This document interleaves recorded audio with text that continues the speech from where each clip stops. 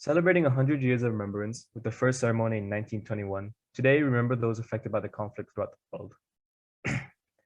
Although the tradition of remembrance began after the First World War, it continued to include the service and sacrifice of people fighting for and alongside the UK and Commonwealth in every conflict since then. Remembrance takes place in the UK and around the world. Lots of countries mark Remembrance on the 11th of November, but there are other important days as well. Everyone has their own way of remembering. The images show a cornflower, a marigold, and a poppy. These are all symbols of remembrance. The poppy became a symbol of remembrance after the First World War. During the war, much of the fighting took place in Western Europe. The countryside was blasted, bombed, and fought over repeatedly. Previously beautiful landscapes turned to mud, bleak and barren scenes where little or nothing could grow. There was, however, a striking exception to the bleakness: the bright red poppies of Flanders. These resilient flowers flourished in the middle of chaos and destruction, growing in the thousands upon thousands. In the spring of 1915, shortly after losing a friend in the Battle of Ypres, a Canadian doctor, Lieutenant Colonel John McCrae, was moved by the sight of these poppies, leading him to write the now famous poem In Flanders Fields, a section of which is shown on the screen. People wear poppies in November to remember those who have served and sacrificed, as well as to represent a sign of hope for a peaceful future. The marigold is also a symbol of remembrance, helping us remember the millions of people from undivided India, including the areas which are now Pakistan and Bangladesh, who served in the First and Second World War. The marigold is especially special in India, where it's often used at important occasions, such as weddings and religious festivals. The saffron color of the flowers has been described as the color of sacrifice. The extract on the screen is from The Gift of India, in which the author explores India's contribution to the First World War.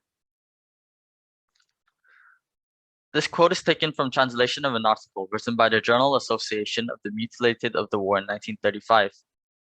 The cornflower is a symbol of remembrance for people who served in France and dates back to 1916. The most popular form of remembrance is to wear a poppy. It is a symbol of enduring remembrance and hope for a peaceful future. People attend remembrance services all over the world.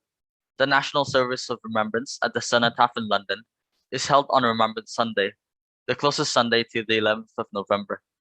The service is attended by senior members of the royal family, including Her Majesty the Queen, the government, representatives of the Commonwealth, and features a march involving 10,000 veterans. There are also local services held on Remembrance Sunday in places of worship and community service across the world and in different culture. Nevertheless, there are a lot of ways to remember. In the early 2000s, as the centenary of the First World War was approaching, Sikhs became concerned that the story of the Sikh soldiers during the war was at risk of being forgotten. They thought a memorial would act as a reminder for the rest of the nation and would tell their story. One of the first Sikh war memorials was commissioned in 2002, and more have followed. Pictured here is Captain Jay Singh Sohal. He was part of the team that unveiled the war memorial to share the story of Sikh soldiers. You can also remember through poems. Poet Laura Musha reflected on her personal reasons for marking remembrance. Her grandfather served in the Second World War, and she used to visit him every week after school. This was important to her for remembering him and for the other soldiers who were unable to return. In Australia and New Zealand, there is something referred to as an Anzac Day. The day begins with the dawn service, representing the time of day that the Anzac soldiers landed on the Turkish peninsula. This is followed by another service mid-morning, and then finally the Anzac Day March. In 2020, public events were cancelled, but many still commemorated the day.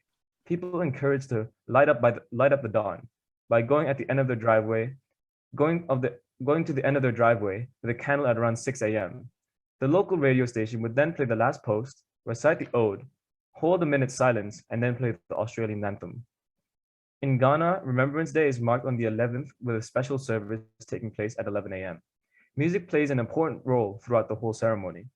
There are similarities with the UK Remembrance service, such as hymns being sung and buglers playing the last post. In 2020, the Ghanaian National Center for Culture also incorporated Ghana's unique history and traditions by including a dance to honor veterans. Here are more examples of remembrance across the world.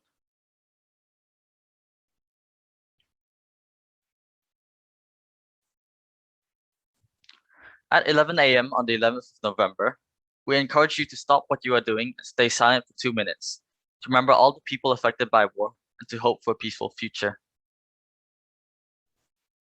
So, with this Remembrance Day, we acknowledge the courage and sacrifice of those who serve for their country, and resume our responsibility to work for the peace they had fought hard to achieve. We also remember individual acts of heroism that occur frequently, though only a few are ever recorded and receive official recognition. With the ongoing pandemic, it is important to recognize the significance of people's sacrifice, such as doctors and medical staff who fight for the health of others. So as we end today, we look back on the sacrifices in the past and we look forward to a more hopeful future.